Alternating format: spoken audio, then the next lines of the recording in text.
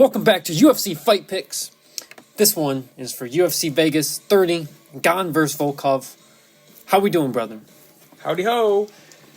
So we're getting straight into this, starting with the main event. We got Gane versus Alexander Volkov. Who you got? Alright, so Volkov, he is a veteran in the game. Last fight I remember watching was Black Beast, Derek Lewis versus Alexander Volkov. So Volkov, he was pretty much winning. It was 2-zip into the last round. Basically last couple seconds, or couple minutes. Yeah, it was like 3-0, really. It was the last, I think, literally 30 seconds. And Black Beast Derek Lewis does what he does best and just knocking people out. But Gane is currently undefeated. So basically we have a new school versus old school. Yeah. Gane is 8-0. Volkov is 33-8. Both coming off of a win. This should be really interesting. If I remember from Dan Hardy's War Room, he was saying that this is going to be pretty much a test for Gane and see if he can, if he has the skills to pay the bills, essentially. Yeah. But because he's a great kickboxer, but Volkov's tough, man. That dude's got really, really good straight punches. He's tall. He's 6'7".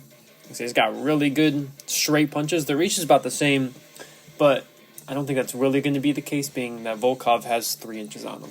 Yeah, and we are at the Apex Center in Las Vegas. It is a smaller octagon, and you got heavyweights.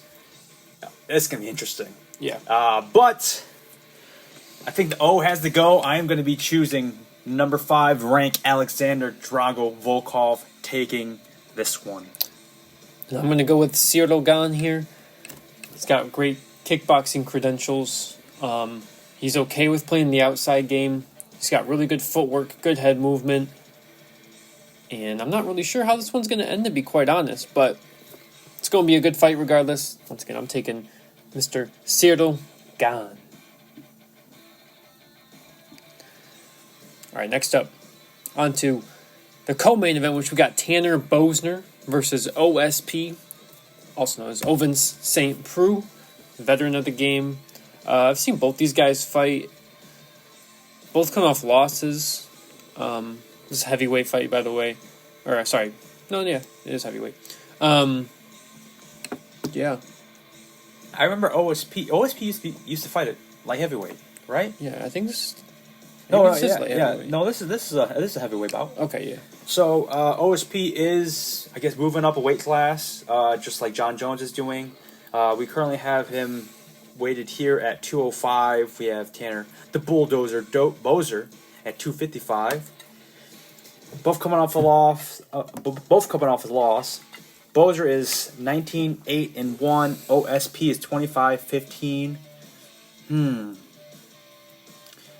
So OSP has a 4.5 inch reach advantage, and he is 1 inch taller.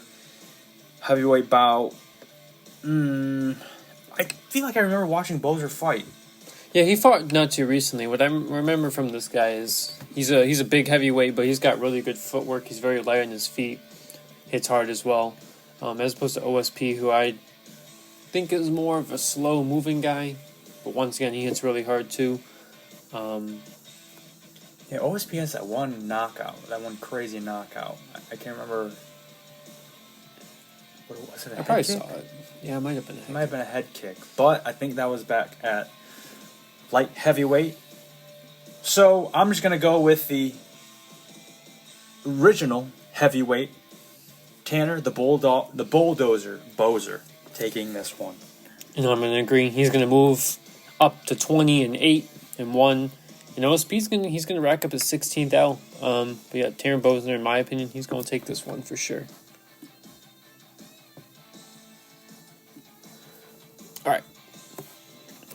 Ooh, I've heard good things about this one. Next up, we got Rayoni Barcelos versus Timur Lucky Valiev. Barcelos is 16-1, and Valiev is 17-2 with 1 no contest. I think this is most likely going to be a stand-up fight. I know this guy's got great boxing. Barcelos, that is. I don't know much about this other guy. Not too many stats on UFC's website either. Yeah. So we have both fighters coming off a win. And they're pretty much the same in height and reach. However, for Barcelos, like Eric was saying, he is 16-1. He's currently on a 9-fight winning streak, and he has 8 knockouts and 2 submissions. Yeah. Hasn't he not lost since like 2016 or something? That might be correct. I think that's what I heard. I can see this one still being on the feet. And the Brazilian versus the Russian. Man, I got some good fighters coming out of both those places. I swear. Yeah, I mean, it's like the most common places you see are America, Russia, and Brazil. It seems like most of the best fighters come from. To make a choice, I am going to go with Raoni Barcelos with a knockout. Right there with you. Barcelos going to get it done. That dude's got some crisp-ass boxing. Don't think it's going to go to the ground. If it does, then we'll see what happens. But Barcelos for me. All right. Ooh. Seen some things about this fight, too. All right. Next up, we got Andre Touchy Feely versus Daniel the Pit Pineda.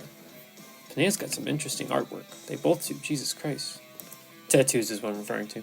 But anyhow, Feely 21-8, and Pineda 27-14 and 2 no contests. Both coming off losses. Feely with a 4-inch reach advantage and a 5-inch reach advantage in 4-inch advantage in height and 5-inch reach advantage. Yeah. Don't know too much about these guys. Looks like they're both... Ooh, and actually, it looks like Pineda has a few submissions on his record. It looks like Feely might be more of a technical striker. Maybe?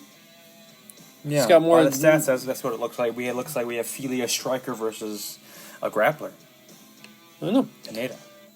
Yeah. Looks like Pineda likes to throw up a lot more submissions. Anyhow, who are you taking? Both come off a loss. The reach might play, but if he has the reach with the striking, you could see he will want to go for the takedowns and try to go for the sub.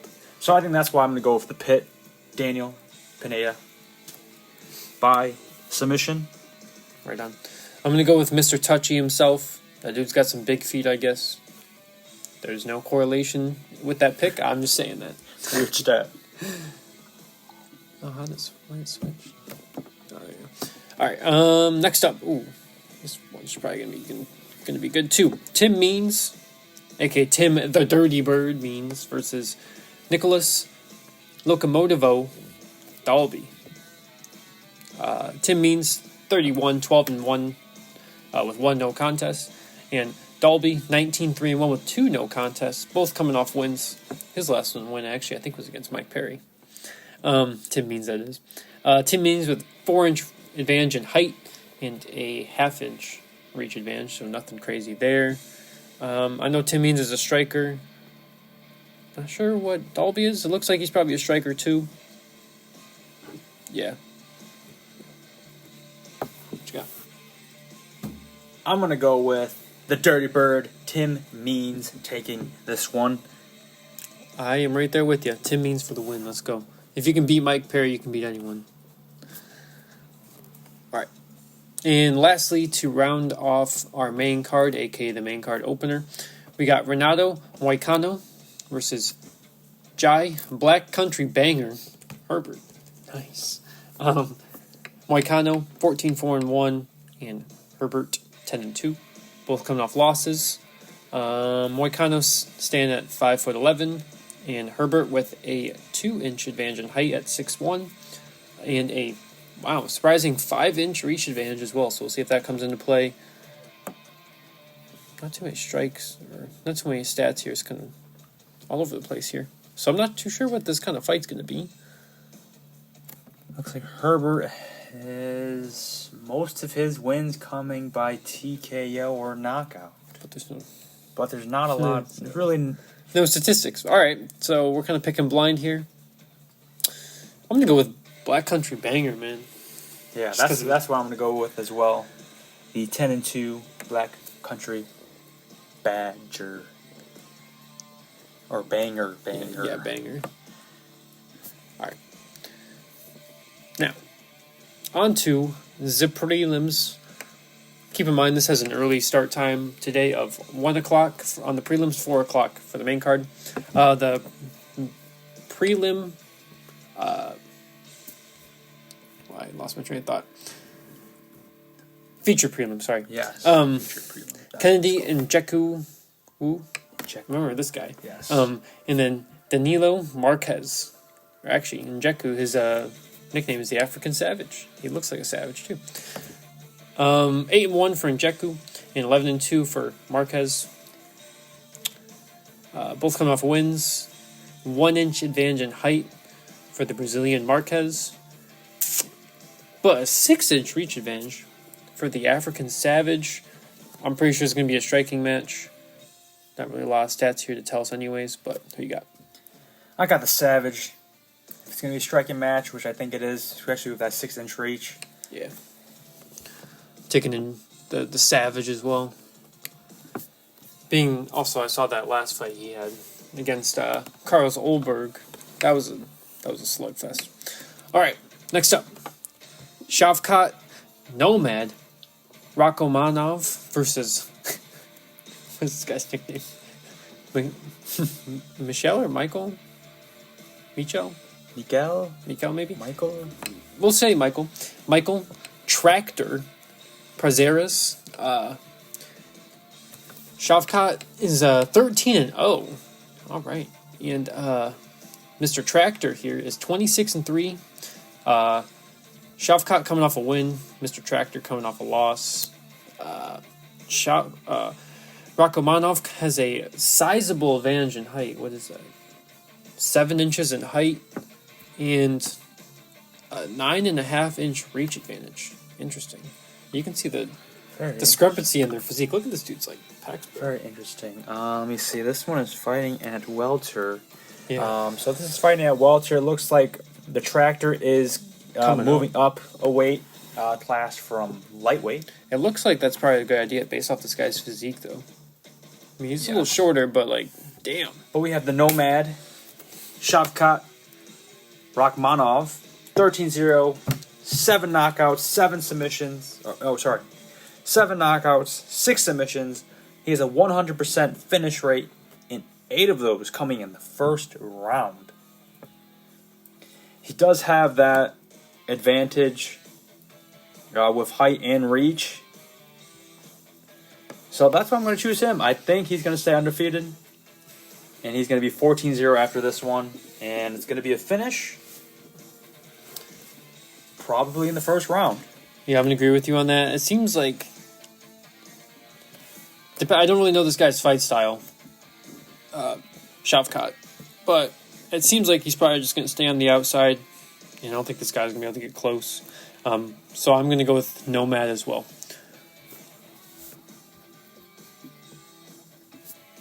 All right.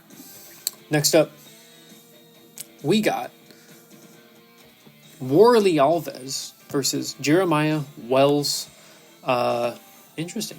So Warley Alves is 15-4, and Jeremiah is 0-0. This is his debut, as opposed to Alves is coming off a win. Alves with a 2-inch advantage in height, and Wells, surprisingly, with a 2-inch advantage in reach. What are you thinking? Debut. I want to go with the debut guy. This Jeremiah Wells. He's looking shredded. Yeah. He is looking shredded. And this is his debut. I'm pretty sure this is it looks like it's MMA debut. Yeah, I don't know strictly. anything about He's this guy. zeros across the board. Yeah, unless they just haven't updated his stats, which doesn't seem like it because everything else is on here. But debuts, he's got to put on a show if he wants to grab that attention. So that's why I'm going to go with him. All right. I'm going to take Alves. I think he's going to shut down the debut of this guy. All right. Ooh, this next one should be a good one. Marcin Prachnio versus Isaac Hurricane Villanueva. Prachnio, 14-5. Villanueva, 18 and 11, both coming off wins. Procno with a 2-inch advantage in height and a 1-inch reach advantage. I think it's probably going to be a striking match. Looks like both have a lot of wins by knockout and TKO. Same thing, but not a very long fight time either. About 1 round each. So, yeah. Yeah, so we have Hurricane Villanueva, 18-11, 15 knockouts, 14 in the first round. And he's won 5 of his last 7 fights. Damn. Like Eric said, I can see this one being a striking match. And with both of them not really having long fights, someone's going to get knocked out. Or it's going to be a stoppage.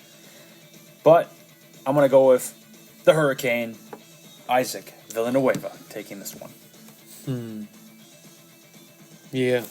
I'm going to go with Isaac Villanueva as well.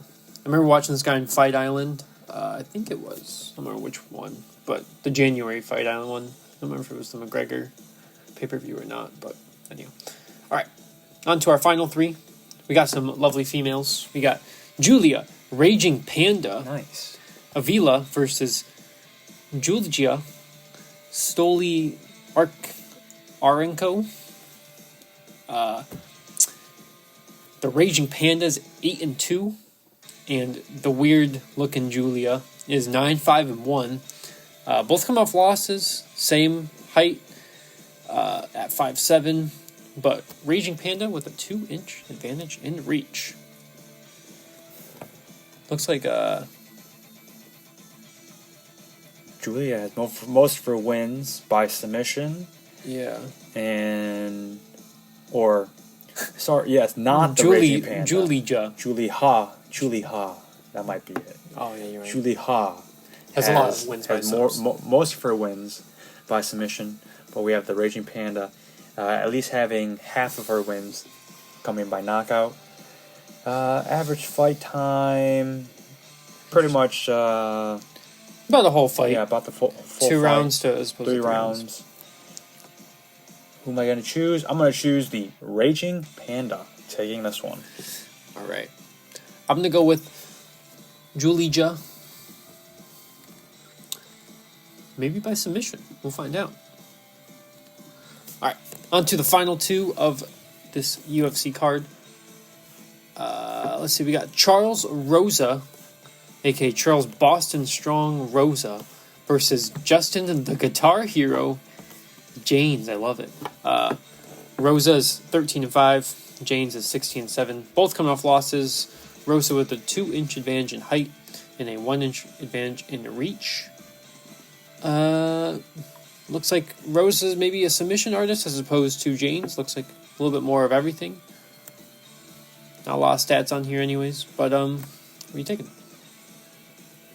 I'm going to choose the Guitar Hero Justin Janes, taking this one. All right. I'm going to go with the Guitar Hero as well, man. It's a great episode of South Park. It's called Guitar Queero, if you guys ever want to laugh. Ever seen that one? Yes, that is a good one. All right. And finally, the opener. We have Yancy Medeiros versus Damir Hadzovic. Oh.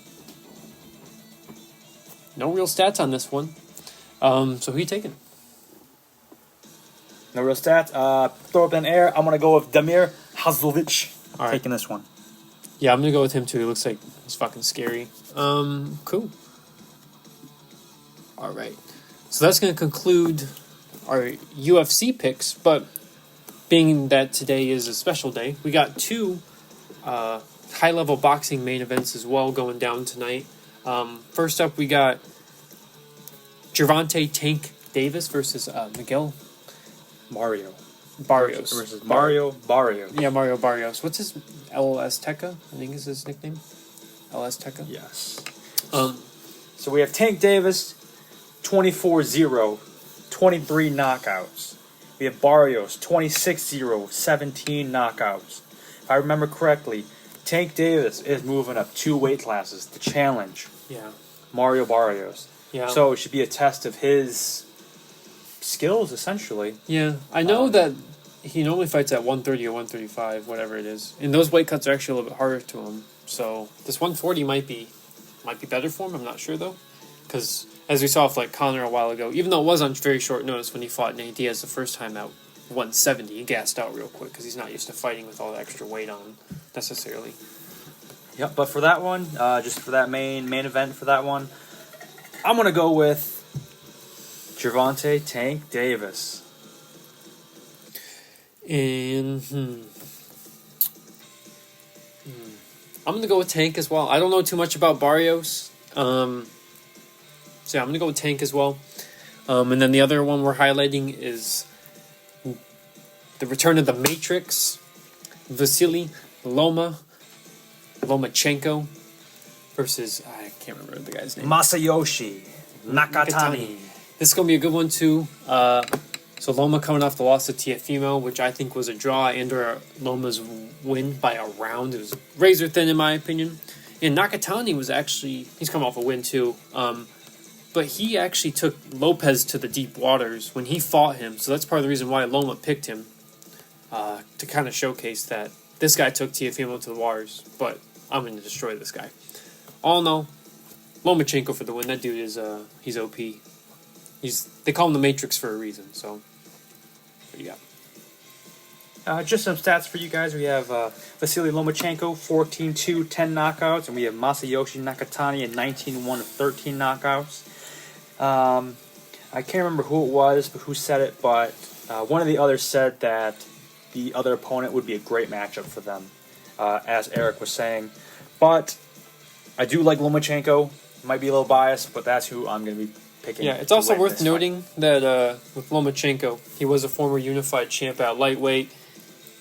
He has a small professional record, but he fought for a title on his second pro fight because he has an amateur record of, I can't remember exactly, but it's like 390 something in one. So, I mean, this dude is also a two-time Olympic gold medalist. I'm not trying to go on a Loma rant here, but yeah, that dude is just built different. So, anyhow, that's who we're taking. Hope y'all enjoy the fights night if you do tune in. Like we said, the UFC card starts at 1 o'clock on the East Coast on ESPN+, and the main card starts at 4. And then Gervonta and Barrios, that one is on Showtime pay-per-view. I think it starts at 9. And then the Lomachenko card is on ESPN+, and that one starts at 10, I believe. So anyhow, once again, guys, enjoy the fights night if you do tune in. We'll be back here on Wednesday for Unlocking Success. So be sure to check us out then. Got any final comments? So this was UFC Vegas 30. Next Saturday, we have UFC 264. Following Saturday. We have another fight week. No, there's nothing next week. Oh, we have a bye week. I think. Damn, they keep screwing me over with this. Yeah, no, I'm always getting pumped. I think we have a bye week. 'Cause, yeah, today is then. Oh yeah, they did say 14 days. Yeah. Damn, why do they gotta do this to me? Man, Yeah. we got another week of just nothing. I'm gonna be sad. All right, yeah. So there won't be any fight picks next week unless there's some event that we tune into. But yeah, and then the following week we will be live for 264 Poirier McGregor 3. So next time you'll hear from us will be on then. Until then, boys, we'll see you, like I said, for Unlocking Success. If not, y'all take it easy. Catch you next time. Bye.